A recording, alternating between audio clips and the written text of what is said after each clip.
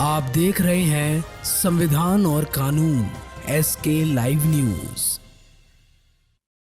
देश में यूरिया खाद की किल्लत और उसके बढ़ते आर्थिक संकट को लेकर अब सामाजिक संगठनों ने भी अपनी आवाज उठानी शुरू कर दी है। इसी क्रम में महिला विकास मंच ने यूरिया संकट को गंभीर बताते हुए सरकार से तुरंत ठोस कदम उठाने की अपील की है। महिला विकास मंच की अध्यक्ष स्निग्ध स्मिता ने कहा कि यूरिया खाद की कमी से किसान बुरी तरह परेशान है। इसका सीधा असर खेती पर पड़ रहा है और आमजन की रोजमर्रा की जिंदगी भी प्रभावित हो रही है। उन्होंने कहा कि जब किसान की संकट में होंगे तो आने वाले समय में खाद्य सुरक्षा पर भी खतरा मंडरा सकता है। स्निग्ध स्मिता ने सरकार से मांग की कि किसानों को सही दर पर और पर्याप्त मात्रा में खाद उपलब्ध कराई जाए ताकि उनकी मेहनत और देश की अन्न सुरक्षा दोनों सुरक्षित रह सके। सबसे पहले नमस्कार।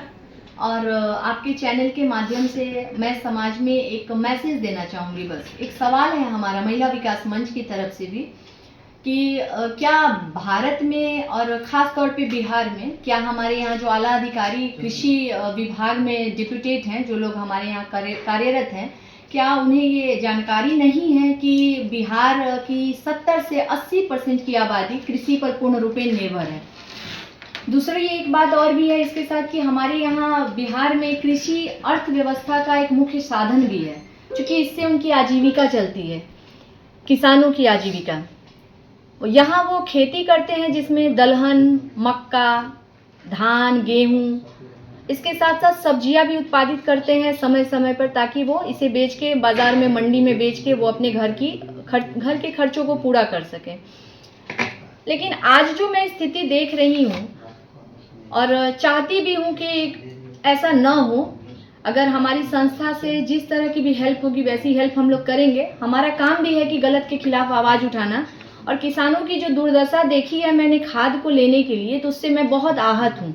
दिल से मैं इस बात से आहत हूँ कि जो किसान पूरे लोगों का पेट भरता है, पूरी आबादी का पेट भरने की ताकत रखता है, वो किसान आज खुद परेशान है एक बोरा खाद के लिए। कम से कम ये तो होना चाहिए था कि जो ऑन रोड जो चीज़ें हमें मिलती हैं, जैसे हमारे मेकअप का सामान, जैसे हमारे कपड़े, जैसे हमारे जूता चप्पल, सब कुछ हमें ऑन रोड मिल जाता है, इजी वे में मिल जाता है। तो क्या ये मतलब नहीं हो सकता है क्या कि जिसमें किसानों को खाद भी आसानी से मुहैया कराई जा सके और उनकी जितनी ज़रूरत हो उतनी उन्हें मिल सके। किसी किसान के पास जितना खेत है, आप या तो उसका आकलन कीजिए, और आपने जिन भी जनप्रतिनिधियों को इस चीज़ के लिए आपने वहाँ डिप्यूटेट किया है, तो कृपया करके उन पे आप अपनी शिकंजे को कसिए और पूछिए उनसे सवाल ये कि क्यों किसानों को उस क्षेत्र में खाद नहीं मिला है, क्यों वो परेशान है, क्यों उनका इतना समय नष्ट किया जा रहा है, एक बोरा खाद के लिए क्यों चिल्लम चिल्ली मची हुई है। मैं पूछना चाहूँगी उन लोगों से, पूछना चाहूँगी वो पैक्स अधिकारी हो या जो भी हैं वहाँ, जो लोग भी इस कार्य के लिए डिप्यूटेट किए गए हैं, मैं उनसे पूछती हूँ कि क्या आपको इसमें मज़ा आ रहा है किसानों को परेशान करके। अगर वो खेती करना बंद कर दें तो क्या आप जेवर खाएंगे, क्या आप पैसे खाएंगे, या हमारी जो जीविका चल रही है वो कैसे चलेगी? सभी बीमार नहीं हो जाएंगे? अच्छा, इसमें किसानों का आरोप भी है कि यूरिया 500 से 700 रुपये बोरा तक लिया जा रहा है, उस पर क्या कहना है? देखिए, किसान तो वैसे भी परेशान है। मेरी अपनी भी बात हुई थी ऑन रोड, मैंने कई लोगों से बात की जो लोग खाद लेके जा रहे थे, तो ये मेरा अपना पर्सनल भी अनुभव है। चूँकि उस समय मैंने बताया भी नहीं था कि मैं महिला विकास मंच में हूँ, तो मैं उनके दर्द को जानना चाह रही थी और मैंने उनसे पूछा था। चूँकि एक बोरा खाद बेचारे किसान उस धूप में, मैंने देखा है कि साइकिल पे लाद के, और उसके पीछे वाला जो आप देखते हैं जिसे क्लियर कहा जाता है, ऐसा कैरियर कहा जाता है कुछ, उस तरह से उसमें उन्होंने बांध के उसे, और वो उस धूप में लाइन में लगे हुए थे, जाम में फंसे हुए थे। तो मुझसे मैं देख के अंदरूनी काफ़ी मतलब आहत हो गई कि हमारे यहाँ इस तरह की स्थिति कैसे पैदा हो गई है। कालाबाजारी बंद नहीं हो रही है, ऊपर से ऑर्डर आते हैं, ऊपर से ये बात सुनने को मिलती है कि यहाँ कालाबाजारी बंद हो गई है, पैक्स अधिकारी बैठे हुए हैं बांटने के लिए। तो भाई, जिस क्षेत्र में वैसी चीज़ों को आप मुहैया करा रहे हैं, फिर भी किसान परेशान है। आंखों देखा हाल है हमारा। और वो बोल भी रहे थे ये चीज़ कि मैडम ऐसा है कि, मैंने पूछा था उनसे तो उन्होंने बोला कि ब्लैक में इतना मिल रहा है, वाइट में ऐसे मिल रहा है। तो मैंने देखा था, एक वीडियो देखा था अभी हाल फिलहाल की, कुछ 266 रुपए के रेट से सरकारी रेट है। हाँ, तो उस रेट से यहाँ बांटा गया। इसकी मैं सराहना करती हूँ कि मनोज यादव जी की मैं सराहना करती हूँ कि उनके सहयोग से किसानों को इतनी आसानी से खाद मिल पाया है और इतने अच्छे रेट में मिल पाया है। अच्छा, ये खाद को लेकर किसानों में काफ़ी दिक्कत है, सरकार से क्या आप गुहार करना चाहती हैं इसको लेकर?